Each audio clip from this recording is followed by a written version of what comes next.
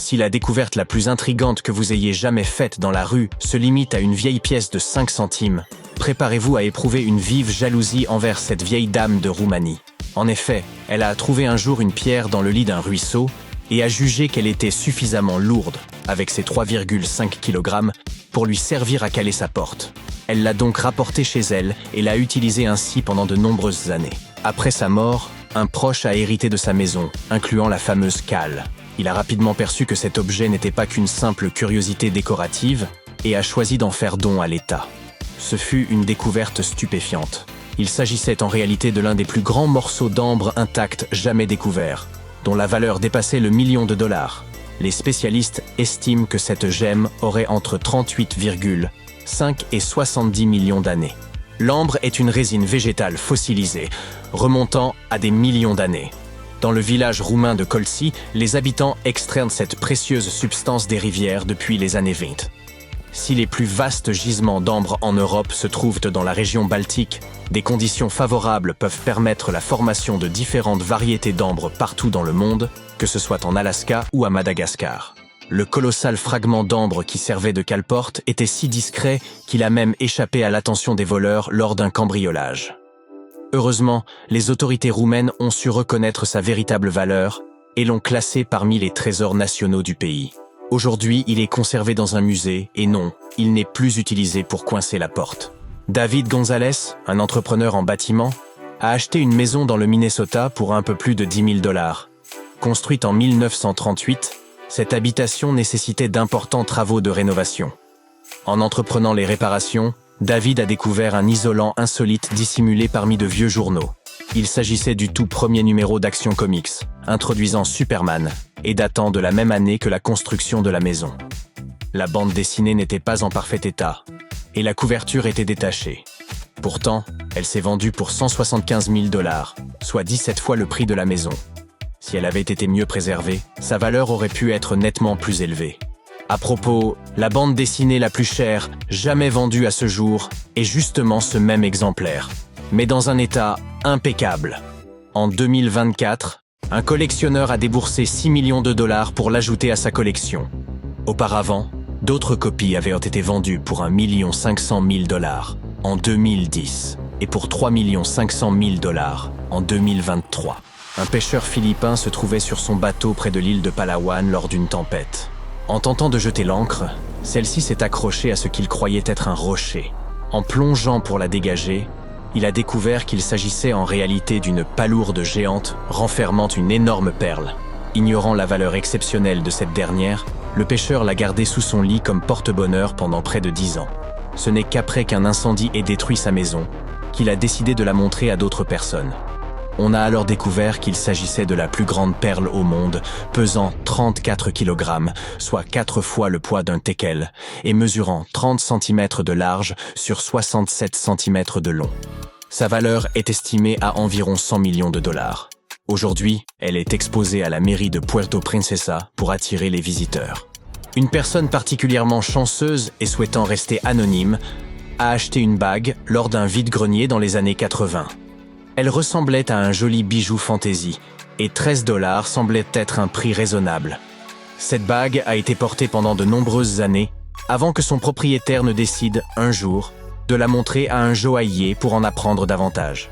Celui-ci a révélé qu'il s'agissait en réalité d'un authentique diamant de 26 carats, taillé en forme de coussin et monté sur un chaton datant du 19e siècle. La bague a été mise aux enchères à Londres, où elle s'est vendue pour la somme exceptionnelle de 847 667 $, soit près du double de son estimation initiale. Les passionnés de diamants d'aujourd'hui auraient du mal à reconnaître leur gemme favorite dans cette pierre, car elle avait été taillée selon une méthode ancienne, adaptée à l'éclairage des bougies.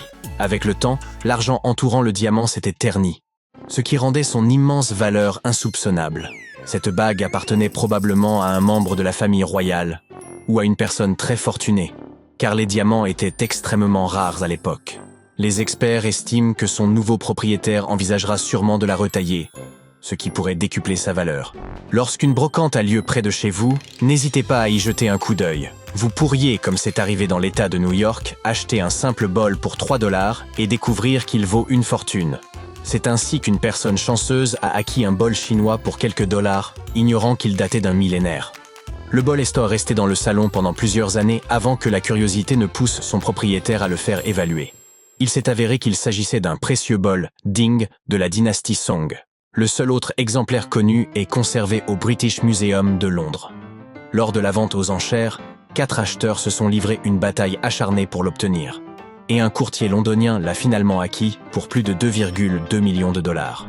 En 1970, une femme résidant à Rhode Island a acquis une élégante assiette en céramique pour moins de 100 dollars.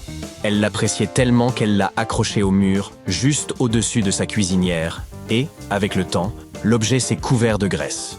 Puis, en 2014, elle a présenté cette assiette, qu'elle considérait comme son bien le plus précieux, dans l'émission télévisée Antique Roadshow, pour en apprendre davantage à son sujet. À sa grande stupéfaction, elle a découvert qu'il s'agissait d'une œuvre créée par Pablo Picasso en 1955, et qu'elle valait plus de 10 000 dollars.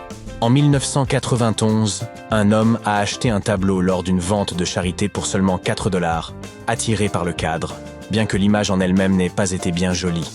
En démontant le tableau, il a découvert un document plié comme une enveloppe, dissimulé derrière. Ce document s'est révélé être une copie très ancienne de la Déclaration d'indépendance, imprimée en 1776, juste après la signature de l'original. Un ami l'a persuadé de présenter cette copie à une maison de vente aux enchères. Les experts ont alors identifié l'une des 25 copies imprimées par John Dunlap, l'imprimeur officiel du Congrès continental. Ce document a été vendu pour 2,2 millions de dollars la même année, avant de trouver un nouvel acquéreur en l'an 2000 pour 7,4 millions de dollars. En 2010, un certain Andy Fields, passionné par les ventes de garage, a acquis un lot de 5 tableaux pour 5 dollars lors d'un événement à Las Vegas. Une fois rentré chez lui, il a décidé de remplacer le cadre de l'un des tableaux et, en retirant l'arrière, il a découvert un dessin caché derrière la toile. Il ressemblait à une esquisse d'Andy Warhol, célèbre pour ses œuvres aux couleurs vives et aux designs audacieux. Selon les experts, Warhol aurait réalisé ce croquis alors qu'il avait seulement 9 ou 10 ans. Sa valeur pourrait atteindre 2 millions de dollars. Toutefois, Andy Fields a choisi de ne pas revendre immédiatement cette découverte, préférant qu'elle soit exposée dans un musée plutôt qu'enfermée dans un coffre-fort. Un tableau estimé à plus d'1 million de dollars servait à masquer un trou dans un mur. Son propriétaire l'avait acheté avec quelques meubles pour une somme dérisoire, ignorant totalement sa valeur. Ce n'est qu'en jouant au jeu de société Masterpiece, basé sur l'art, qu'il a remarqué une reproduction similaire au tableau. Il s'agissait des magnolias sur tissu de velours doré, une œuvre de Martin Johnson Head, un artiste américain du 19e siècle. Le musée des beaux-arts de Houston a acquis cette pièce pour 1 250 000 dollars.